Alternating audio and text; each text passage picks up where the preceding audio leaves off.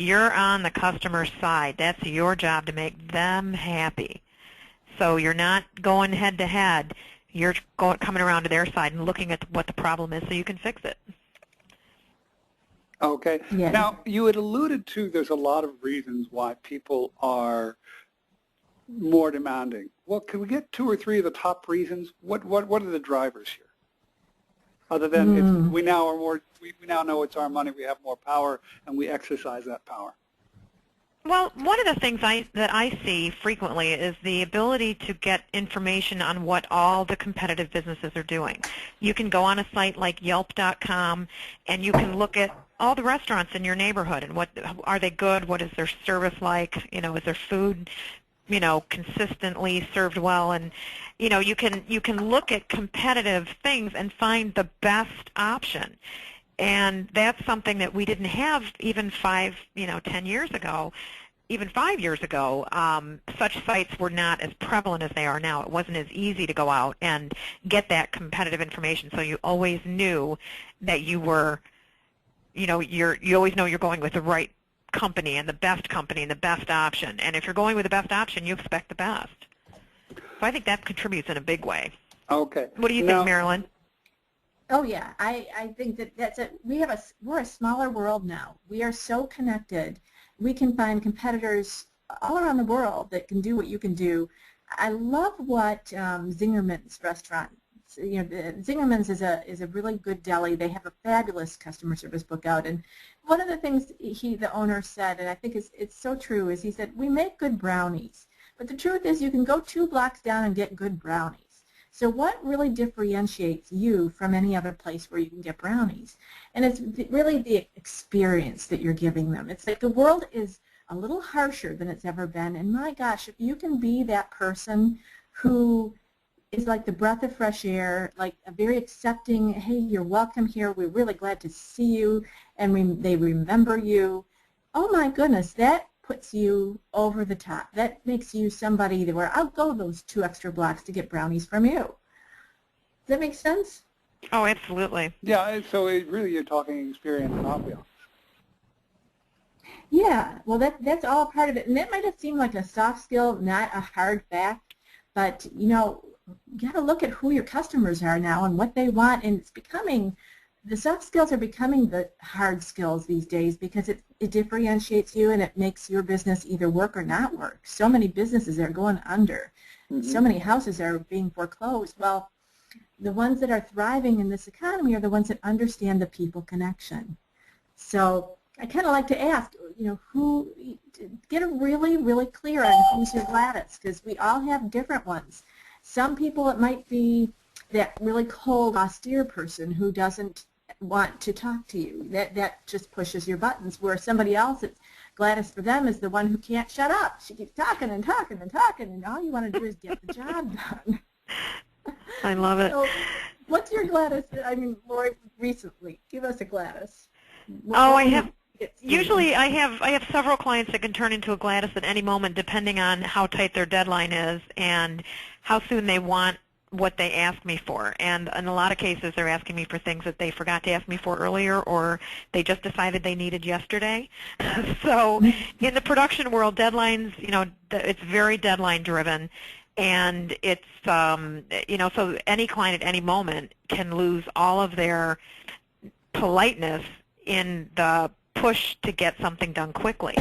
So I've gotten to the point where I just want to get the job done and make them happy. And if it doesn't matter if they're happy through the process, as long as they're happy at the end, that's all that counts. So you'd mentioned earlier, Marilyn, the soft skills. That one of the things that we've found is when you start talking about customer service as a soft skill, what you're not considering is that repeat business is very, very tangible. You can look at your repeat business, how many customers do you lose every year, how many do you retain, and how that affects your sales, and then customer service might not be considered such a soft skill anymore. So. Yeah, so measuring, really being able to measure those things. And I think one of the most remarkable things to me, I mean, there were so many through the writing of this book, but is that are you doing things the way your customers want them done? Are you really being customer centric? And how do you find that out? that assumes we first know what our customer wants, and that tells me the first aspect of understanding Gladys, really to interview Gladys and find her, get to know her as a person. Absolutely. Get to know her and also survey her to find out on an ongoing basis what she wants.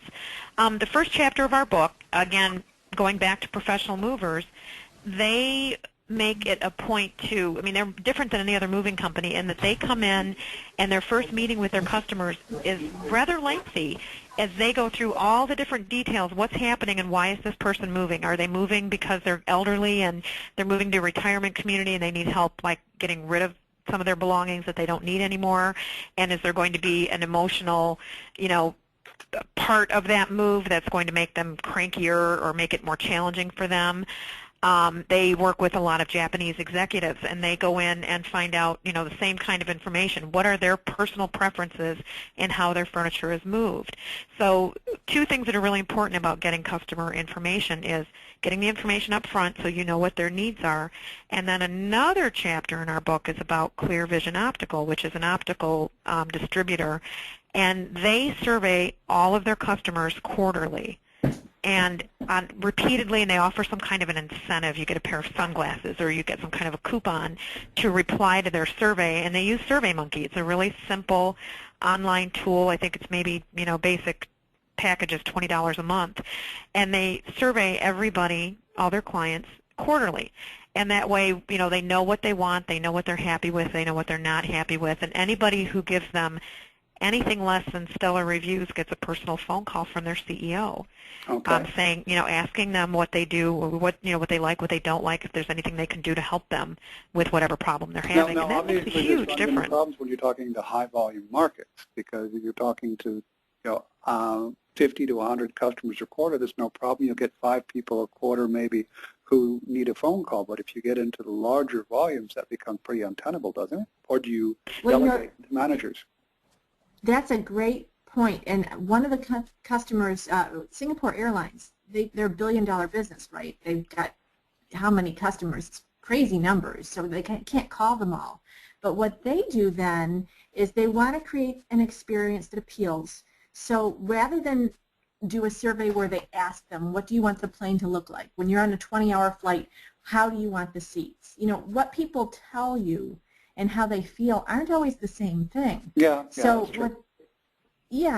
what they did, and I thought this was so fascinating, is they brought everybody, they targeted specific people that are their target customers, and they brought them all in for a big weekend.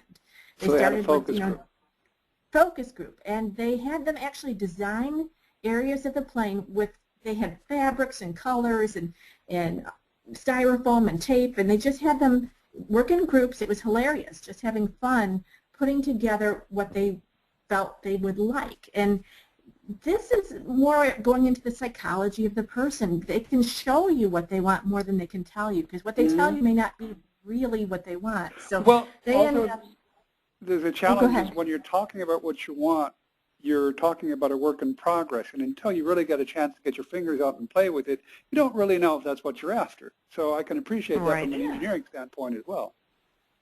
Absolutely, yeah. So the result is people now have much wider seats. They have galleys and areas where people can congregate and socialize. They've got more entertainment on that plane because of the focus group type situation. So it's just another way. A question for you. Lori, did you have something? Yeah, a question for you in regards to the business to business versus business to customer. Now, I had always considered Gladys more of a consumer aspect, and what I'm hearing from Lori and you is that no, this is both business to consumer and business to business. Is there a realm where Gladys is more prevalent? I don't really think so, because even business to business, you do get your cranky customers. Oh, tell them about Brenda. Oh, Brenda.